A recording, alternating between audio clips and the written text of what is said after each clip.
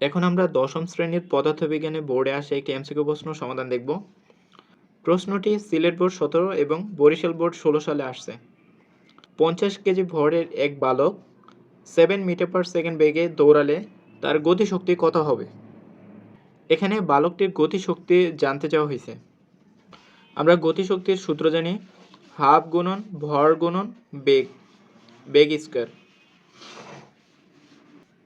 ভরকে আমরা এম দ্বারা প্রকাশ করি আর বেগকে ভি দ্বারা প্রকাশ করি, ভি স্কয়ার। তো গতিশক্তি সমান হাফ এম বি স্কয়ার। আর গতিশক্তির একক হচ্ছে জুল। এটাকে ইংরেজি বড় হাতের অক্ষর লেখা হয়। তাহলে এখানে আমাদের 50 কেজিটা হচ্ছে ভর, অর্থাৎ এম এর মান, আর এখানে 7 মিটার পার সেকেন্ড এটা হচ্ছে বেগ, এটা ভি এর মান। তো আমরা এম এর জায়গায় 50 লিখব আর ভি এর জায়গায় আমরা 7 বসাবো, 7 স্কয়ার। হাফ ইন্টু 50 গুণন 7 7 49।